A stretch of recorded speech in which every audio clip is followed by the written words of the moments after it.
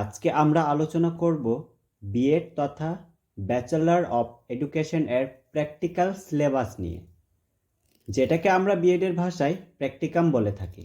আশা করি তোমরা এক্সাম এবং অ্যাসাইনমেন্টের ব্যাপারটা জানো। যদি না জেনে থাকো বা বুঝতে যদি কোনো অসুবিধে হয় তাহলে কমেন্ট করে অবশ্যই জানিয়ে দিবে, আমরা বুঝিয়ে দিব। তো চলো এবার দেখব প্র্যাকটিকাম সিলেবাসটা। এখানে দেখতে পাচ্ছি course code, course name, full marks, credit, internal assessment and external assessment. এখানে কোর্স কোড 1.1.1-তে দেখব চাইল্ডহুড অ্যান্ড গ্রোয়িং আপ, যেখানে ফুল মার্কস 25, ক্রেডিট 1। এই ক্রেডিট 1 মানে হচ্ছে 1.1.1 এর একটা খাতা বানাতে হবে, যেখানে ইন্টারনাল অ্যাসেসমেন্ট 10 মার্কস দেওয়া আছে। 10 মার্কস মানে হচ্ছে তোমাদের কলেজের স্যারের হাতে থাকবে 10 মার্কস। এক্সটার্নাল অ্যাসেসমেন্ট মানে হচ্ছে বাইরে থেকে যিনি ভাইবা নিতে আসবেন ওনার হাতে থাকবে 15 মার্কস।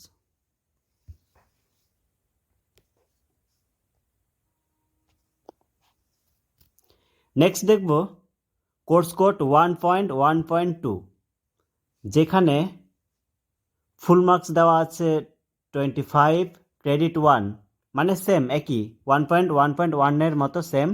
এখানে ইন্টারনাল অ্যাসেসমেন্ট 10 মার্কস আর এক্সটার্নাল অ্যাসেসমেন্ট 15 মার্কস। সেম আবার আরেকটা দেখব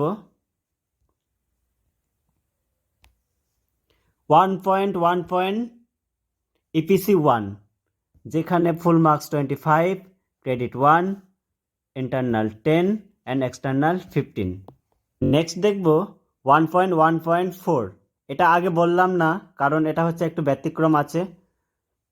এখানে কোর্স নেম হচ্ছে ল্যাঙ্গুয়েজ অ্যাক্রস দ্য কারিকুলাম, যেখানে ফুল মার্কস আমরা দেখতে পাচ্ছি 50 অ্যান্ড ক্রেডিট 2।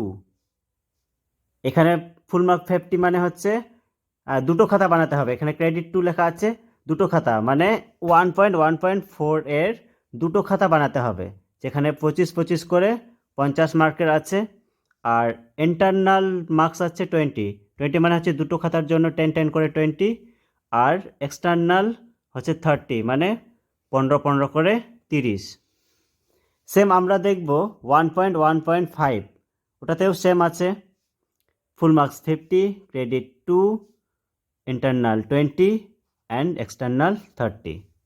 এখানে আমরা দেখতে পাচ্ছি যে টোটাল মার্কস হচ্ছে 175, আর ইন্টারনাল হচ্ছে 70 আর এক্সটার্নাল হচ্ছে 105, টোটাল হচ্ছে 175। তো আমাদের কিন্তু প্র্যাকটিকামে পাস হতেই হবে। আর যদি কোনো একটা পেপারে ফেল করো তাহলে আবার সেই পেপারে পরের বছর এক্সাম দিতে হবে। তাহলে বুঝতে পারছো প্র্যাকটিকামে পাস করা বাধ্যতামূলক। এখানে আমরা 1.1 থেকে শুরু করে পিসি 1 পর্যন্ত সমস্ত প্র্যাকটিকামের টপিকগুলো দিয়ে দিয়েছি, তোমরা দেখে নিও। তোমাদেরকে এখানে মোট 60টা খাতা বানাতে হবে। আমরা এখানে যে টপিকগুলো দিয়েছি সেই টপিকের উপর তোমরা খাতা বানাতে পারো, বা তোমাদের কলেজের যে স্যার ম্যামরা আছেন ওনারা যে টপিকগুলো দিবেন সেই টপিকের উপর তোমরা খাতা বানাবে।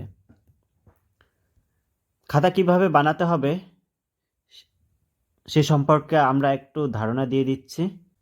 প্রথমে তোমাদেরকে বানাতে হবে একটা ফ্রন্ট পেজ, যেমন করে তোমরা স্কুলে বা কলেজে প্র্যাকটিক্যাল খাতাগুলোর ফ্রন্ট পেজ বানিয়েছো সেম বানাতে হবে।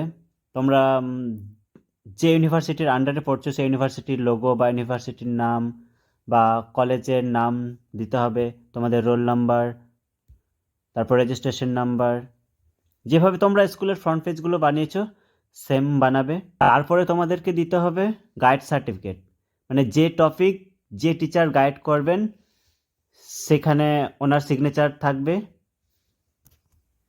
তারপরে তোমাদেরকে দিতে হবে কৃতজ্ঞতা স্বীকার, তারপরে থাকবে ভূমিকা, তারপরে থাকবে টপিক, যে টপিকের উপর তোমরা প্র্যাকটিকামটা লিখছো, তারপরে থাকবে কন্টেন্ট, মানে কি কি কন্টেন্ট অ্যাড করছো সেখানে একটা লিস্ট বানাবে।